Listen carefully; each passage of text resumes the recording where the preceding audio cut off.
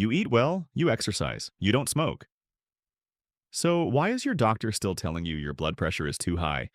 If you're over 60 and doing everything right, this can feel confusing, even a little unfair. But here's the truth: most doctors don't take the time to explain. After 60, your body goes through specific changes that can quietly push your blood pressure up, no matter how healthy your lifestyle is. In this video, we're going to break down exactly why that happens, what's going on inside your arteries as you age, and most importantly, what you can actually do about it. So if you've ever scratched your head, wondering why your numbers just won't budge, stick around because this one was made for you. Quick question before we go further. Did you already know that salt wasn't the whole story? Let me know in the comments, yes or no. Here's what I want you to understand first and foremost. You're not failing. Your body's responding to a signal, and once you understand what that signal is, everything starts to make sense. For years, the main message around high blood pressure has been simple. Too much salt equals high blood pressure. Salt does matter. But here's what most people never get told. Some people cut salt and see their numbers drop fast. Others cut salt for months and see almost no change. Why does that happen? Because for many people over 60, this isn't mainly a salt problem. It's a hormone problem. That hormone is called insulin. And what insulin does to your blood pressure while you sleep is going to change how you see this completely. Most people hear the word insulin and think only of diabetes. But insulin plays a huge role in heart health and blood pressure control. Every time insulin rises, it sends three clear signals at once. The third one is the one that surprises people most. It tells your kidneys to hold on to sodium, it keeps your nervous system slightly switched on, and it stops your blood vessels from fully relaxing. That's completely normal for a short time. Insulin's designed to rise after a meal, do its job, and then fall back down. The trouble starts when insulin stays elevated.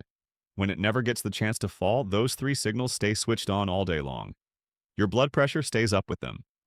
Here's where senior nutrition habits can quietly work against you.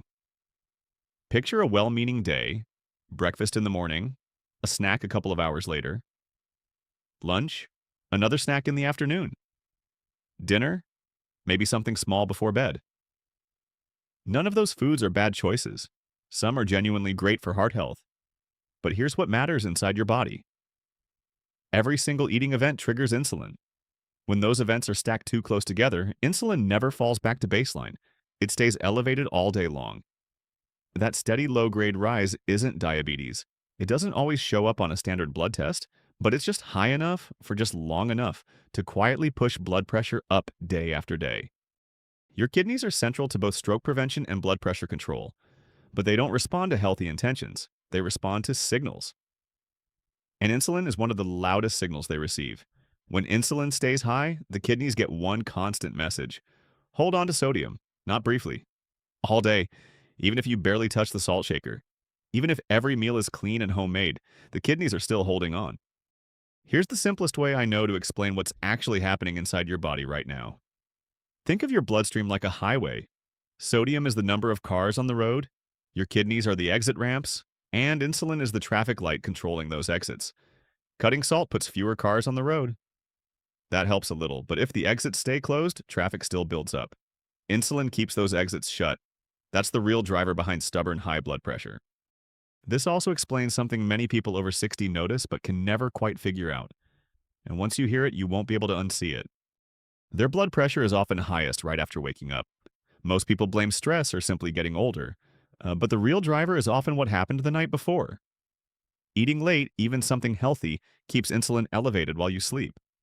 That means the kidneys hold on to sodium all night long. The nervous system stays slightly active. Blood vessels never get their recovery window.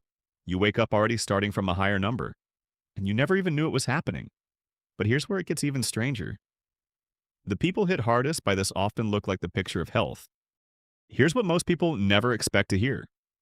A healthy weight can actually be hiding a blood pressure problem. And once you understand why, everything clicks into place. The body stores fat in two different ways. One type sits just under the skin. The other is called visceral fat, which means fat stored deep around the organs, especially the liver. Visceral fat is the dangerous kind. It directly interferes with how insulin works in the body. Here's the part that matters most. You can have a perfectly normal weight and still carry too much visceral fat. When that happens, the body must push out more insulin just to keep blood sugar stable. that keeps insulin elevated all day. And that, as we now know, drives high blood pressure even in people who look completely healthy. It's one of the most overlooked truths in senior health. So, what habits keep this cycle going? There are three patterns I see all the time in people over 60, and one of them is something most people would never think to question. Pattern one is grazing, which we touched on briefly. Eating small amounts every 2 to 3 hours was once promoted as healthy, but it keeps insulin running all day. Your body never gets a true break. Pattern two is liquid calories. Smoothies, protein shakes, and fruit juice can seem like smart senior nutrition choices. But liquid calories spike insulin fast. And because drinks don't fill you up like solid food, people often stack them on top of meals. Insulin hit after insulin hit. Picture this. It's 9 at night. You've eaten well all day. You're not even hungry. But you wander into the kitchen, grab something small, and think nothing of it. That moment right there, that habit that feels completely harmless, is one of the biggest drivers of high blood pressure in people over 60. Pattern 3 is late night eating. This is the one most people over 60 never see coming. Eating close to bedtime keeps insulin elevated all night. The kidneys hold sodium, the nervous system stays switched on. Blood vessels miss their recovery window. Over time, your blood pressure baseline quietly creeps higher. You wake up already behind before the day even starts. And here's what's at stake. Chronically high blood pressure doesn't announce itself. There's no pain, no obvious warning sign. It just quietly damages your arteries, your heart, and your brain, day after day, year after year. That's why doctors call it the silent killer. And that's exactly why understanding the signal behind it matters so much. Now, here's something else most people don't see coming. The fix has nothing to do with changing what you eat. It's all about when you eat. You don't need to go keto. You don't need to fast for days. You don't need to be perfect. You just need to give your body a real window to reset. That means creating stretches of time where insulin can actually fall. Stop eating between meals. Finish dinner earlier in the evening. Avoid food in the 2 to 3 hours before bed. Try to keep all your eating inside a 10 to 12 hour window each day. When insulin comes down, a powerful chain of events follows. Your kidneys release the sodium they've been holding. Blood volume normalizes. The nervous system calms down. Blood vessels open up. Blood pressure often begins to come down within days to weeks, not months, days to weeks. That's how fast your body can respond when you give it the right signal. If this is already making sense, hit the like button right now. It tells me this kind of content is worth making more of. Chronic high blood pressure puts serious strain on your heart, your brain, and your kidneys. It's a major driver of stroke. But when you fix the hormonal signal behind it, you're doing far more than lowering a number on a chart. You're actively protecting your heart health. You're cutting your stroke risk. You're giving your body a real chance to stay strong and sharp well into your 70s and 80s. That's what genuine, smart senior health looks like. Managing high blood pressure the right way can change the rest of your life.